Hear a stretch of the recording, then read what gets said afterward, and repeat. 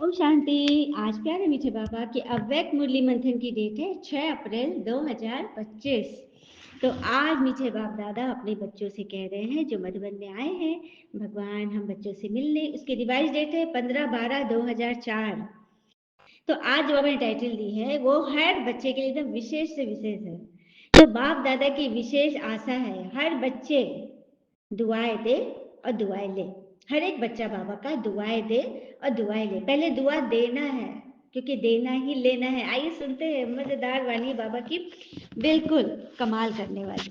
ठीक है, तो आज बाप दादा अपने चारों ओर के बेफिक्र बादशाहों की सभा देख रहे थे। यह राजसभा सारे कल्प में इस समय ही है। रूहानी नशे में रहते हो इसलिए तो बेफिक्र बादशाह हो। सवेरे उठते हैं तो भी बेफिक्र, चलते फिरते कर्म करते तो भी बेफिक्र, और सोते भी हो बेफिक्री की नींद। करते हैं ना सभी ऐसा? ऐसा अनुभव करते हो ना? बेफिक्र है, बने हैं व बन रहे हैं। क्या कर रहे हो? बन गए हो ना? हाँ, बेफिक्र भी हो और बादशाह भी हो। स्वराज अधिकारी इन कर्मेंद्रियों के ऊपर राज्य करने वाले बेफिक्र बादशाह हो। किस चीज के बादशाह हो? अपने कर्मेंद्रियों पर राज करने वाले अर्थात स्वराज अधिकारी। तो ऐसी सभा आप बच्चों की ही है। कोई फिक्र है नहीं? जिन्हें कोई फिक्र नहीं, क्योंकि आपने सारा फिक्र तो मुझे दे दिया है। तो बोझ उतर गया ना, फिक्र खत्म और बेफिक्र बादशाह बन अमूल्य जीवन अनुभव करना है। सबके सिर पर पवित्रता के लाइट का ताज स्वतः ही चमकता है। बेफिक्र के ऊपर लाइट का ताज है। अगर कोई फिक्र करते हो, कोई बोझ अपने ऊपर उठा लेते हो तो मालूम है सर पर क्या आ जाता है? बोझ का टोकरा, मतलब कचरे का टोकरा आ जाता है फिक्र करने पर। कोई क्वेश्चन करते हो ना तो बस अपने आप को देखो कि कचरा का पेटी उठा के घूम रहे हैं। ठीक है, तो सोचो, ताज और टोकरे दोनों सामने ले आओ, क्या अच्छा लगता है? ताज अच्छा लगता है या टोकरा?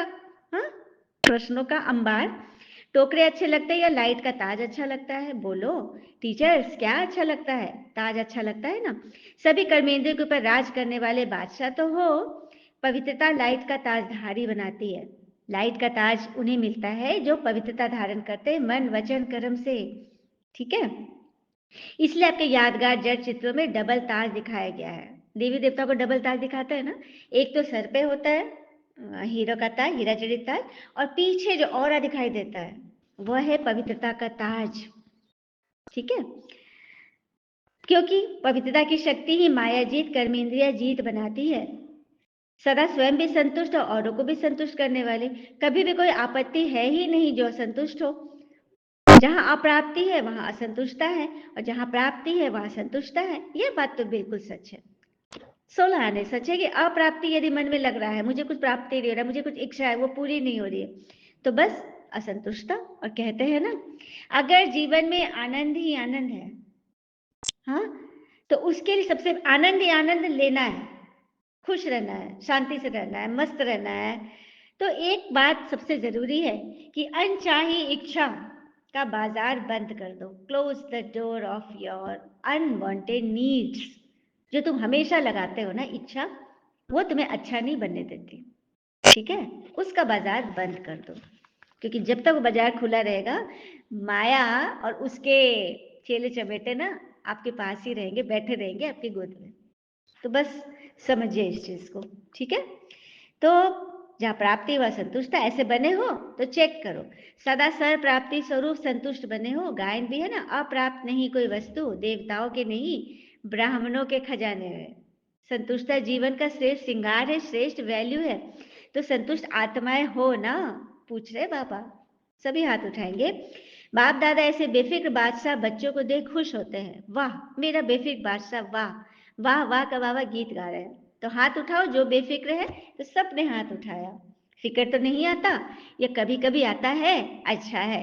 बेफिक्र बनने की विधि बहुत सहज है, इजी है, मुश्किल नहीं है। सिर्फ एक शब्द की मात्रा का थोड़ा सा अंतर है।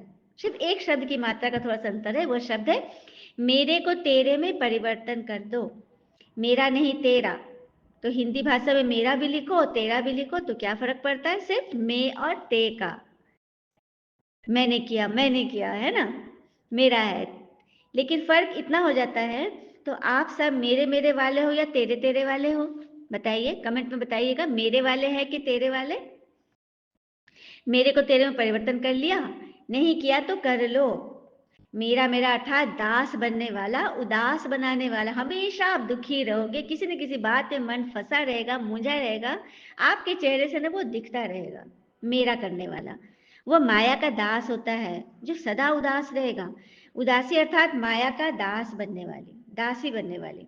तो आप माया जीत हो, माया के दास नहीं। तो उदासी क्यों आती है? कभी कभी टेस्ट कर लेते हो उदास का, क्योंकि 63 जन्म उदास रहने का अभ्यास जो किया है ना, तो कभी कभी इमर्ज हो जाता है, याद आ जाता है आपको। इसलिए बाप दादा ने क्या कहा, हर एक बच्चा बेफिक्र बादशाह है। अगर अभी भी कहा कोने में कोई फिक्र, कोई चिंता, कोई इच्छा दबा के रखी हो, कोई चाहना अपने पास बोझ रखे हो, बोझ रखने की आदत पड़ गई है, तो वो सब बाबा को दे दो और लाइट हो जाओ। डबल लाइट, डबल लाइट अच्छा या बोझ अच्छा? तो अच्छी तरह से चेक करो। अमृत वेले जब उठो तो चेक करना कि विशेष वर्तमान समय सब कॉन्शियस में भी कोई बोझ तो नहीं है, माने अंतर मन में कोई बोझ तो नहीं है। फलना ने ऐसे बोला, फलना को ऐसे करना चाहिए था, फलना ने मुझे मान नहीं दिया, फलना ने मुझे ध्यान नहीं दिया, बस फंस गए, है ना। सोच के देखो, सुबह उठना तो चेक करना क्या मेरे अंदर कोई अंतर मन में कोई बोझ तो नहीं है। सब कॉन्शियस तो क्या स्वप्न मात्र भी बोझ का अनुभव नहीं हो। स्वप्न सब कॉन्शियस तो चलिए हम फील कर रहे हैं, लेकिन स्वप्न, स्वप्न में तो आएगा ही। अगर आप व्यर्थ में फंसे रहोगे सारा दिन, तो चेक करना तो आता है ना। तो बाबा विशेष या होमवर्क दे रहे हैं हमें। अपने आप को चेक करो, मेरे को तेरे में चेंज कर देना। मेरा मेरा तो चेक करो, चेंज करो, क्योंकि बाप दादा बार बार सुना रहे हैं समय और स्वयं दोनों को देखो।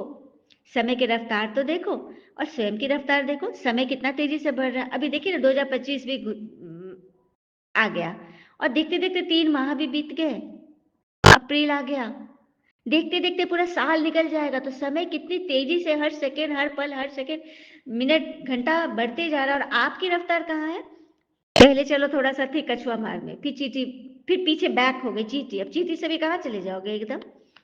तो आपकी रफ्तार तो पीछे जा रही है, आपको लग रहा है कि हम आगे जाए, लेकिन अवस्था में तो पीछे जा रहे हो, आगे नहीं बढ़ रहे हो। बाबा तो देख रहे हैं सबके रिजल्ट।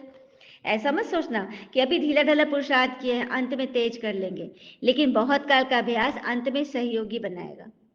तो बादशाह बन के तो देखो, अभ्यास अभी से करना है। अब चलना नहीं, करना नहीं, उड़ना है। उड़ने की रफ्तार देखो, पंख तो मिल गए ना, उमंग उत्साह के 2 पंख तो मिले हैं ना। बाबा का वरदान याद है, हिम्मत का 1 कदम आपका और 1000 कदम बाबा की मदद। सुना? क्योंकि बाबा का बच्चों से दिल का प्यार है। तो प्यार वाले बच्चों की बाबा मेहनत नहीं देख सकते। मेहनत करते हुए कोई माँ बाप अपने बच्चों को मेहनत करते देखे, पत्थर तोड़ रहे हैं, एकदम ईटा उठा रहे हैं, बोझा उठा रहे हैं, अच्छा नहीं लगेगा ना। तो बाबा को भी कैसे अच्छा लगेगा हम बच्चे मेहनत करें पुरुषार्थ में, जो कि मोहब्बत से करने वाली चीज है, जिससे मेहनत सेकंड में समाप्त हो जाएगी। मेहनत अच्छी लगती है क्या? थक तो गए हो, 30 जन्म भटकते भटकते, मेहनत करते करते थक गए हो। अब बाबा की याद में मोहब्बत से भटकने के बजाय 3 तख्त के मालिक बन जाओ, याद में बन जाओ। 3 तख्त जानते हो ना? पहला है आत्मा का काल तख्त, जहाँ पे आत्मा विराजती है भृकुटी में। दूसरा है भगवान का दिल तख्त, संगम पे भगवान आए और आपको उसी को प्यार करेंगे जो भगवान के नियमों पे चलेंगे। हाँ, और तीसरा है भविष्य राज तख्त। तो ये 3 तख्त के हकदार हो। तो बाप दादा अपने इन तीनों तख्त नशीन बच्चों को देख रहे हैं। ऐसा परमात्म दिल तक सारे कल्प में अनुभव नहीं किया होगा। किए हो? क्या समझते हो? बाबा पूछ रहे हैं। बाप दादा सभी बच्चों के पुरुषार्थ का चार्ट चेक करें। बाबा को चार्ट बहुत पसंद है। 4 ही सब्जेक्ट में कौन कौन कहाँ तक पहुंचा है, तो बाप दादा ने हर एक बच्चे का चार्ट चेक किया। बहुत बच्चे ना चार्ट लिखते ही नहीं। बाप दादा ने जो भी खजाने दिए, सब खजाने कहाँ तक जमा किए हैं, तो जमा का खाता चेक किया। क्योंकि खजाने तो भगवान ने सबको एक जैसे दिए, एक जितना दिया, कोई कोई कम, कोई कोई ज्यादा तो नहीं दिया।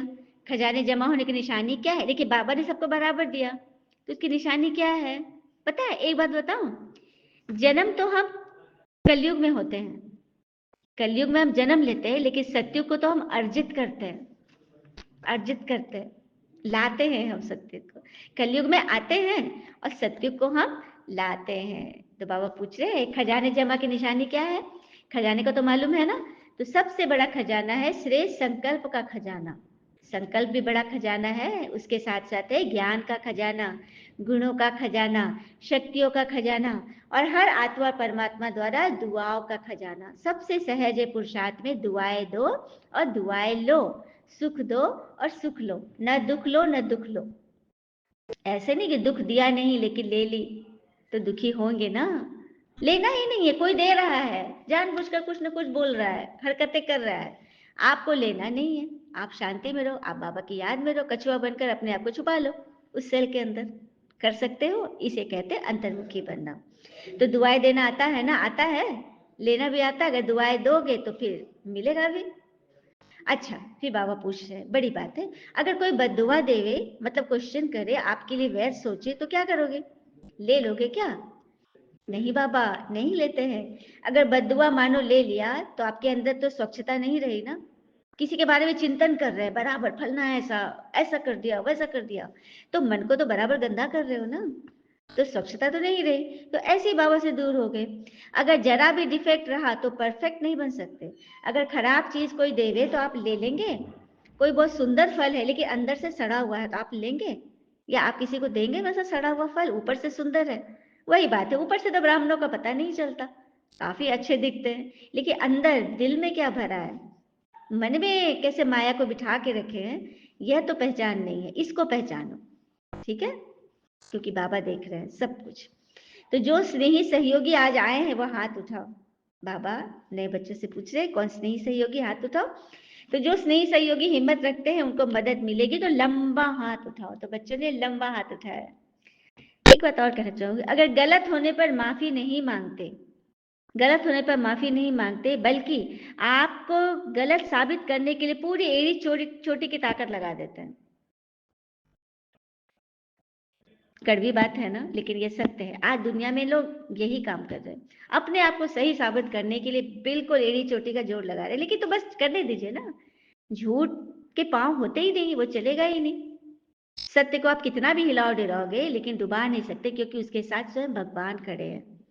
सुना? ये बात है। अच्छा, फिर बाबा बोले जो गॉडली रेगुलर स्टूडेंट है वो हाथ उठाओ, जो पहली बार आए हैं मिलने। तो गॉडली स्टूडेंट है जो मुरली रोज सुनते हैं। तो बच्चों ने हाथ उठाया। फिर बाबा पूछ रहे हैं दुआ देंगे दुआ लेंगे? पहले देंगे ना, तो दृढ़ संकल्प करो। कोई बदुआ दे उसके प्रभाव में नहीं आना।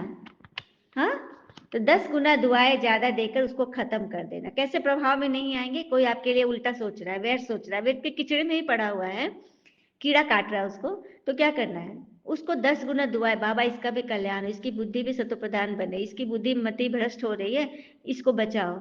उसके लिए अच्छा अच्छा सोच कर अपन उसके प्रभाव से, उसके जो नेगेटिव किरणें हैं ना, उसके प्रभाव से स्वयं को बचा लो। ये तो कर सकते हो ना? तो भगवान इसका एवजा आपको देंगे। ठीक है, तो अलबेला नहीं होना। आज बाप दादा अपने दिल की विशेष आश सुना रहे हैं। बाप दादा के सभी बच्चों के प्रति, एक एक बच्चों के प्रति, चाहे देश में चाहे विदेश में, चाहे सहयोगी है, सभी को बाबा यही आस रखते हैं कि हर बच्चा दुआएं देता रहे। दुआओं का खजाना जितना जमा कर सको उतना करते जाओ, तो दुआ इकट्ठी हो जाएगी। ठीक है, राजा बच्चे हो ना? हाँ जी बाबा। बाप दादा की आशा अंडरलाइन की, जिसने भी किए हैं अंडरलाइन, वो हाथ उठा। दुआएं देना है, चाहे बद्दुआ दे, क्वेश्चन करे, लेकिन आप उसके लिए दुआ रखो और अच्छी अच्छी सोचो और अपने आप को बचा लो कछुए की तरह। ठीक है। फिर बाबा ने कहा नए बच्चे तो बहुत प्यारे लगते हैं, लेकिन नए बच्चे जैसे वृक्ष होता है ना, तो छोटे छोटे पत्ते जो होते हैं, कोमल पत्ते, तो चिड़ियों को बहुत प्यारे लगते हैं। तो नए नए बच्चों को अपनी बहुत संभाल करनी है। माया चिड़िया रूप में आती है। तो हर रोज अपनी नवीनता को चेक करना, आज के दिन अपने में क्या नवीनता लाई, कौन सा विशेष गुण, कौन सी शक्ति अपने में विशेष धारण की, तो चेक करते रहेंगे। स्वयं को परिपक्व करते रहेंगे तो सेफ रहेंगे, अमर रहेंगे। तो अमर रहना, अमर पद पाना ही है। अच्छा, चारों ओर के बेफिक्र बादशाहों को, सदा रूहानी फकुर में रहने वाले श्रेष्ठ आत्माओं को, सदा प्राप्त हुए खजानों को जमा खाते में बढ़ाने वाले तीव्र पुरुषार्थी आत्माओं को, सदा एक समय में तीनों प्रकार की सेवा करने वाले श्रेष्ठ सेवाधारी बच्चों को बाप दादा का याद प्यार, पदम पदम पदम गुना याद प्यार और नमस्ते। और क्या चाहिए हमें? एक बात बताऊं, जो सच्चे यज्ञ से भी होते हैं ना, वो मनसा में भी कोई प्रश्न नहीं रखते। प्रश्न आ भी जाए ना, मन में अगर आ भी जाए ना, फिर भी वचन और कर्म में तो बिल्कुल नहीं लाते। है ना? क्योंकि बाबा की बदनामी होती है, इससे बाबा की निंदा होगी, उपहास का पात्र बनोगे। तो क्या करना है, मनसा में ही ना वो सारे प्रश्न को दफन कर लेना ही सच्चा पुरुषार्थ है। अपने आप ही उसको मिटा दो, माया को नस्तनाबूद कर दो। और जो खुद का ही पुरुषार्थ नहीं करते हैं, खुद से ही बेरहमी करते हैं, वो दूसरों पर क्या रहम करेंगे। राजा की क्वालिटीज पता है क्या होती है? एक जो राजा होता है वो प्रजा पालक होता है। वो पहले अपने मन की संभाल करता है, मेरे मन में किसी के प्रति कोई कचरा तो नहीं आया, क्योंकि मन अगर दूषित होगा तो फिर वचन कर्म में आएगा ही आएगा।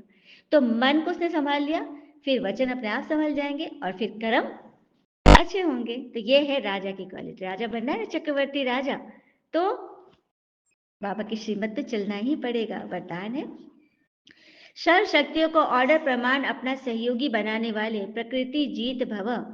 सर्व शक्तियों को ऑर्डर प्रमाण अपना सहयोगी बनाने वाले प्रकृति जीत बनते हैं। कैसे बनेंगे? सबसे बड़े से बड़ी दासी है प्रकृति, आपकी सबसे बड़ी सेविका प्रकृति है, सॉरी। जो बच्चे प्रकृति प्रकृति जीत बनने का वरदान प्राप्त कर लेते हैं, उनके ऑर्डर प्रमाण सर्व शक्ति और प्रकृति रूपी दासी कार्य करती हैं। जो बच्चे प्रकृति जीता था, अपनी प्रकृति पर जिन्हें जीत प्राप्त कर लिया, अपने स्वभाव पर जिन्होंने जीत प्राप्त किया, अपने मन पर जितने जीत प्राप्त कर लिया, प्रकृति उनकी सेविका रूप में कार्य करती है। वो जिस तरह से सोचेंगे चलेंगे ना, वो पूरा करती है, अर्थात समय सहयोग देती है। लेकिन यदि प्रकृति जीत बनने के बजाय अलबेलेपन की नींद में व अल्पकाल की प्राप्ति के नशे में व व्यर्थ संकल्पों के नाच में मस्त होकर अपना क्या बात है बाबा, आपने तो कमाल कर दिया। व्यर्थ संकल्पों का नाच करते हैं लोग, व्यर्थ संकल्पों का, क्या, क्यों, कैसे, ऐसे इतना सारा क्वेश्चन पाल के बैठते हैं और उसी मस्ती में नाचते रहते हैं माया के साथ। तो अपना समय गंवाते हो और शक्तियां ऑर्डर पर कार्य भी नहीं करेगी, क्योंकि आपने तो शक्तियों को एक परे रख दिया। ठीक है, बस व्यर्थ माया की शक्तियों पे चल रहे हो। इसलिए चेक करो, पहले मुख्य संकल्प शक्ति, फिर निर्णय शक्ति और संस्कार की शक्ति, तीनों ही ऑर्डर में है। स्वभाव से ही संस्कार बनता है। स्वभाव अगर नहीं अच्छा है, हाँ, सही नहीं है, बात बात में क्वेश्चन हलचल है, तो फिर शक्तियां कैसे ऑर्डर में चलेंगी। स्लोगन, बाप दादा के गुण गाते रहो तो स्वयं भी गुण मूर्त बन जाएंगे। गाते रहो, गुनगुनाते रहो, प्रभु प्यारे से मिलन मनाते रहो, सदा खुश रहो। अच्छा हुआ जो हुआ सो हुआ, अच्छा ही होगा, फिक्र क्यों करे। हर बात में सबका कल्याण है, हर बात में सबका कल्याण है।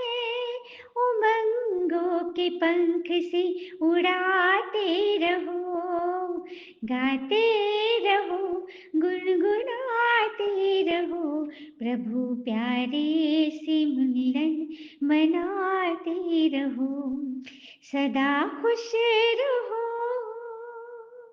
तो बाबा के गुण गाते रहो, खुश रहो और खुश रखो, तो गुण मूर्त बन जाएंगे। अब व्यक्ति सारे है कंबाइंड स्वरूप की। कंबाइंड सेवा के बिना सफलता असंभव है। बाबा की याद के बिना, योग के बिना सफलता असंभव है। ऐसा नहीं कि जाओ सेवा करने और लौटो तो कहो माया आ गई, मूड ऑफ हो गया, डिस्टर्ब हो गए। इसलिए अंडरलाइन करो, सेवा में सफलता या सेवा में वृद्धि का साधन है स्व की सेवा और सर्व की कंबाइंड सेवा। तो सबसे पहले बाबा कभी नहीं बोलते अपने को छोड़कर दूसरों की सेवा करो, स्वयं को संभालो, यही बहुत बड़ा पुरुषार्थ है। हर कचरे से अपने आप को बचा लो। ठीक है, ओम शांति। शुक्रिया बाबा, शुक्रिया बच्चे।